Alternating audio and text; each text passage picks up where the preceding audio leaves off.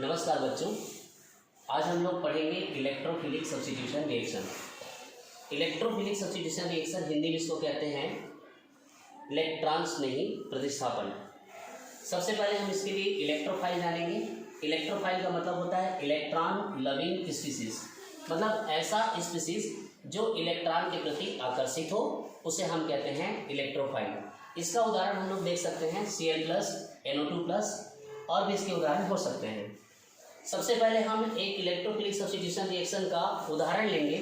हमने यहाँ पर क्लोरोबेंजीन लिया है और क्लोरोबेंजीन की अभिक्रिया जब हम क्लोरीन के साथ एल्युमिनियम ट्राइक्लोराइड की उपस्थिति में कराते हैं तो हम यहाँ पर देखेंगे कि हमको यहाँ पर आर्थो पोजीशन में एक क्लोरीन आकर के मिलेगा और दूसरा जो क्लोरीन है वो आपका पैरा पोजीशन में आकर के मिलेगा। जब हम इसका IUPAC नामकरण देखते हैं तो ये हो जाएगा आपका 1,2 डाइक्लोरोबेंजीन और ये दूसरा आपको 1,4 डाइक्लोरोबेंजीन। आइए देखते हैं कि यहाँ पर पहले वाले में दूसरे नंबर पे क्लोरीन आया और दूसरे वाले में आपका जो है चौथे नंबर पे क्लोरीन आया, तो इसका क्या कारण है। इसका कारण ये है कि ये जो क्लोरीन है ये आर्थो पैरा डायरेक्टिव नेचर का है। और जब हम क्लोरीन के बारे में जब जानते हैं कि क्लोरीन का परमाणु क्रमांक 17 होता है और उसके सबसे बाहर में 7 इलेक्ट्रॉन होते हैं, जिसमें का 7वां इलेक्ट्रॉन यहाँ पर बॉन्ड बनाया हुआ है और बाकी जो 6 इलेक्ट्रॉन है ये लोन पेयर के फॉर्म पे है। अब हम यहाँ पर देखेंगे रेजोनेंस या अनुनाद। ये जो क्लोरीन का इलेक्ट्रॉन है ये रेजोनेंस के कारण ये डीलोकलाइज होकर के यहाँ पर आ जाएगा और डबल बॉन्ड का निर्माण करेगा। अंदर में जो बॉन्ड का इलेक्ट्रॉन है वो बाहर निकल जाएगा और आर्थो पोजीशन में आप देख पा रहे हैं कि इलेक्ट्रॉन का जो डेंसिटी है, इलेक्ट्रॉन का जो घनत्व है वो बढ़ गया है। ये डीलोकलाइजेशन पूरे बेंडिंग की रिंग में होगा और ये फिर से पुनः डीलोकलाइज होकर के अंदर आएगा और यहाँ का जो बॉन्ड का इलेक्ट्रॉन है वो बाहर चला जाएगा। अगले अगर हम इसको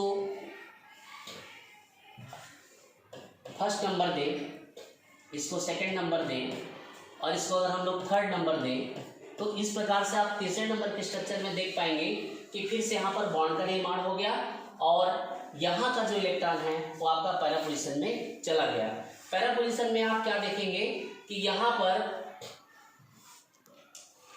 जो लोन पैरा इलेक्ट्रॉन है उसके प्रेजेंस के कारण इलेक्ट्रॉन की डेंसिटी बढ़ गई है और फिर से ये जो इलेक्ट्रॉन है ये अंदर की तरफ डीलोकलाइज होगा, फिर से डबल बॉन्ड का निर्माण करेगा और ये जो अंदर का जो डबल बॉन्ड का इलेक्ट्रॉन है वो बाहर निकल के फिर से आर्थो पोजीशन में चला जाएगा।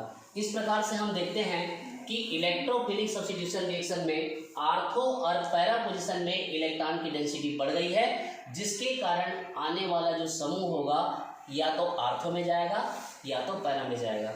और यहाँ पर सीखने वाली बात ये भी है कि जो पैरा पोजीशन होता है वो आपका मेजर प्रोडक्ट बनेगा। मेजर प्रोडक्ट इसलिए बनता है क्योंकि ये ज़्यादा सिमेट्रिकल होता है। Thank you.